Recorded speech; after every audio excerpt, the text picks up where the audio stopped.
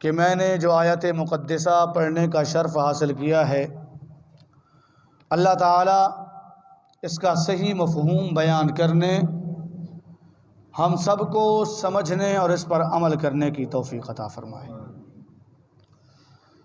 حضرات مکرم، جو سلسلہ ہم نے شروع کیا تھا 2-4 مہینوں سے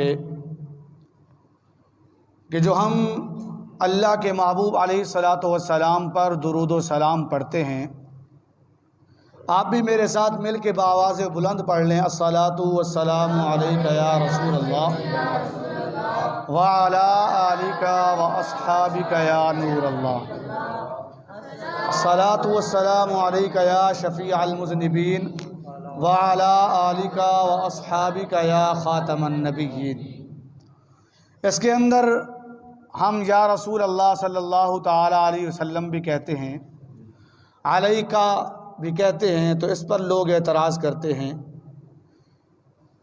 تو اس اعتراض کا جواب دینے کے لیے اور یہ بتانے کے لیے کہ یہ کوئی نیا طریقہ نہیں ہے جو امام اعلیٰ حضرت امام احمد رضا خان بریلوی رحمۃ اللہ تعالی علیہ یا ان کے معتقدین نے شروع کیا، بلکہ یہ وہ طریقہ ہے جو اللہ نے بتایا، اللہ کے رسول نے بتایا، صحابہ کرام، تابعین اور بزرگان دین نے اس پہ عمل کر کے دکھایا۔ اس کے اندر ہمارے مشترکہ بزرگ بھی ہیں اور مخالفین کے اپنے خالص بزرگ بھی ہیں، جن کو وہ مسلم مانتے ہیں وہ بھی ہیں، جن کو ہم مسلم مانتے ہیں وہ بھی ہیں، اور جن کو ہم دونوں مانتے ہیں وہ بھی اس میں شامل ہیں۔ اب میں نے پچھلے جمعۃ المبارک پہ ایک ہستی کا ذکر کیا تھا جس کا نام ہے نواب صدیق حسن خان بھوپالی۔ کیا نام ہے؟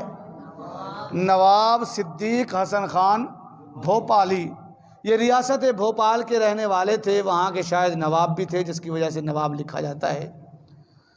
اہل حدیث کے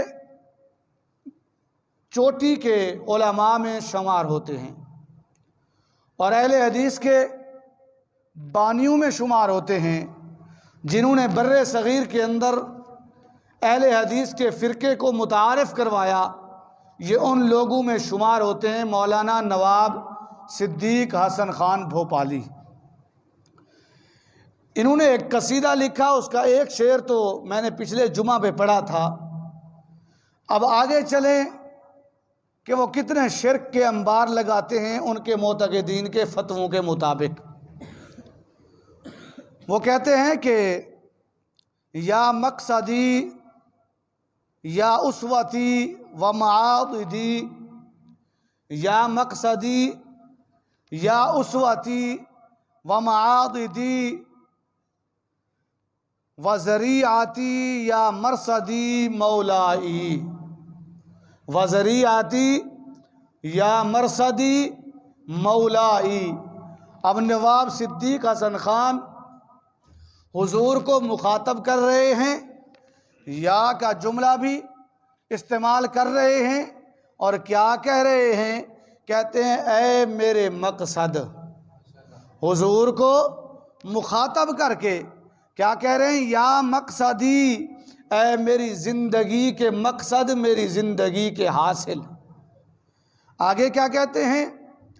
یا اسوتی، اے میرے امام، میرے پیشوا۔ آگے کیا کہتے ہیں؟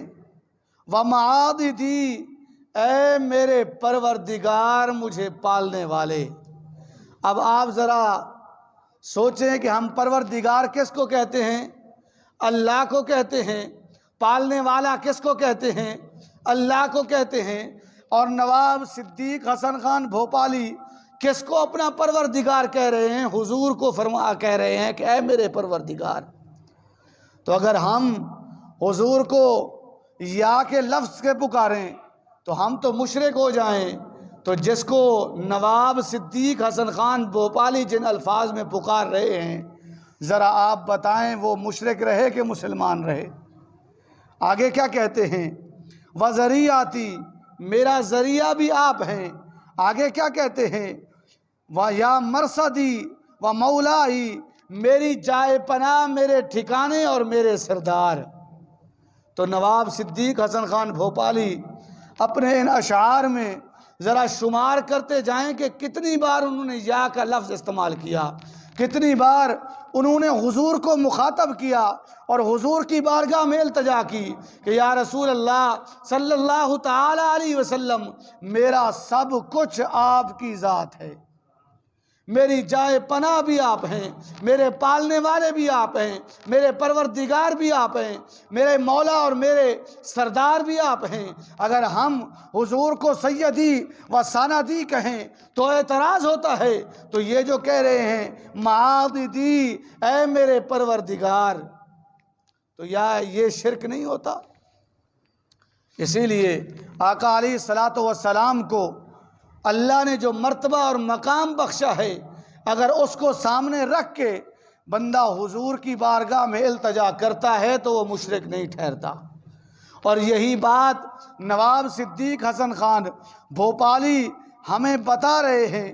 آگے کیا کہتے ہیں؟ شفاعت جاہ کا ضارعا متذللا، میں نہایت عاجزی اور انکساری سے آپ کی عزت اور